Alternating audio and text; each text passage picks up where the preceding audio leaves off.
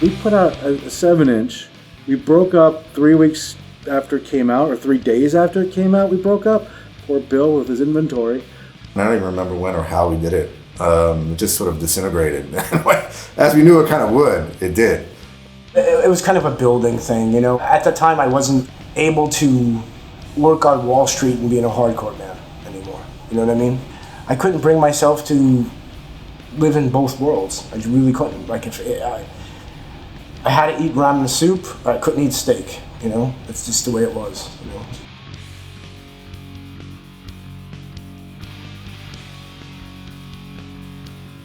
So after we've been broken up for a few years, we decided to get back together for a couple of reunion shows in 1996 and again in 2006 when CBGB was closing their doors. After that, you know, Jay decided he didn't want to really participate anymore. You know, he had kind of put it all behind him.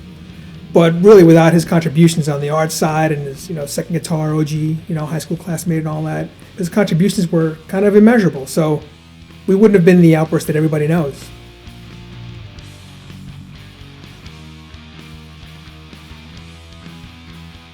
When we did the Super Bowl of Hardcore, I believe it was 2012, we knew when they asked us to do it that we had some sort of, you know, following bubbling up with younger kids. It's crazy, the idea that kids who could be early 20s or teenagers getting into a music that has been around before, it's been around since, but for your introduction, you're learning about all the New York hardcore bands, and to be one of those bands, and to be kind of like, you know, applauded or revered in that group, just speaks to how lucky we were to be part of that scene. The mosh pit alone just tells you, you know, how it's going, and the kids bombarding the stage, which was fantastic, and just to feel that again from like it felt like it was back in 1988, you know, so it was awesome. When Chris left the band, they actually were, you know, looking for a new bass player, and I had just was learning how to play at the time and learned all their songs and actually jammed with them a couple of times, you know, to, you know, see if I could fill in. But they end up using Walter from GB. For it to come full circle and for these guys to ask me to join them for the reunion show, I felt like I finally like passed my audition, you know, 25 some odd years later. As far as like being in a band and being able to go on the road and playing shows, even the bad memories turn into good ones because you went through it. You're richer for the experience. I missed the show, what was that, 2012 or something like that? Yeah, I was trying to be the guy to save up to have like the most money to have the biggest tombstone kind of thing. That's why I had a hard time doing our reunion shows and stuff, because I didn't believe it at the time about what I was saying until shit happened when I had to go through some shit in my life, maybe lose my job, things happened to me. Then I was like, wow, I'm gonna fall back on what I know. These lyrics actually mean something to me. So I can actually get up on stage and say them to people who I want them to mean something to. I'll go blow some sunshine up JoJo's ass a little bit. Things that he was writing, especially the lyrics, are so fucking relevant now still.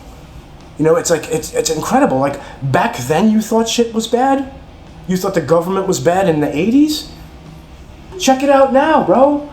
I think that especially the stuff about friendships and trust issues, they never fucking go away. You'd be fucking 90 years old and worried about fucking somebody lying to you about some shit. I guess it took 20 years for people to realize that, wow, this was really music that was written through emotion, and it was, you know, something that doesn't exist as much now. To see people still like this continued succession of like newer bands and younger kids getting into it, finding not just shit that everybody kind of knows that are now on the hardcore pantheon, but like finding a 7-inch from Outburst, right? And really gravitating to that is like really super rewarding for me as a record person, because it means that things that I helped contribute to have actually been made part of the social aspect of what hardcore is, and is part of that like legacy.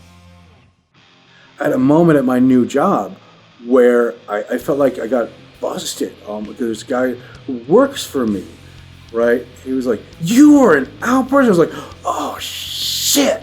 And then there's an all-staff meeting, and I walk in, and he's sitting there at his computer, and I'm hearing a couple notes from when things go wrong on, like, he's playing on YouTube, and he sees me, and he's like shutting it and looking. I'm like, "Fuck," like my secret's out. It's a funny thing, and I'm still just surprised anybody knows or cares. The fact that I'm talking to you about this makes no sense to me. I couldn't believe it. The first time that we got that reunion show going a couple of years ago, and like kids 20 years old were fucking singing the song, the lyrics of the song. I was completely fucking blown away. I get jaded. Sometimes you think hardcore is dead. But while you're looking at these young kids who have the same feeling for it that we did, it's still there. To me, the biggest moment, that cover we got, that Big Boss, which is a girl in Siberia doing a cover of one of our songs and putting it on the internet. Solo band at the time, right? Some fucking girl in Siberia? That, just isolated and needing to find something, found that, hit her, and made such an impression on her that she actually, meant enough for her to actually record it. That's fuck, that did something. Everything else I've done in 30 years hasn't done a goddamn thing, but it's nice that, 20 minutes in the studio did, And who would have thunk if I hadn't turned on the radio, if listened to Spermicide that day, As far as regrets or do-overs on everything, I think we have our story. We met in high school. We did a demo. We met a bunch of friends that were playing in other bands, and we joined the scene, and we made some music and left our mark.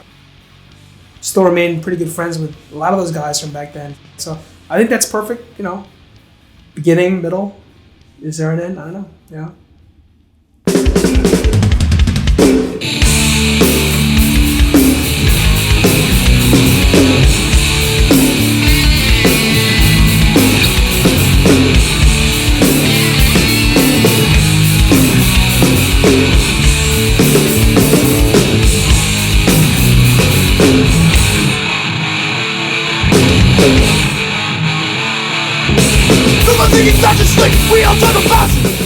So I remember digging, and then that was kind of one of my entry points into New York hardcore, and then kind of through that find out more bands.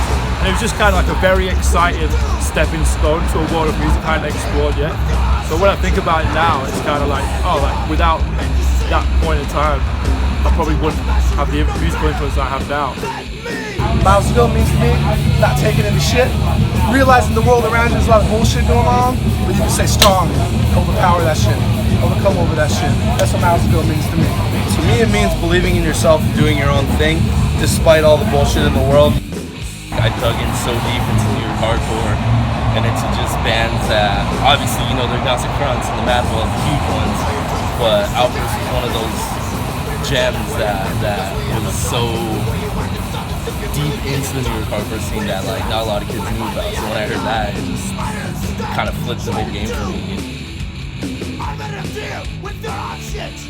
Attitude, better get off, make you see that you're not special, you know better.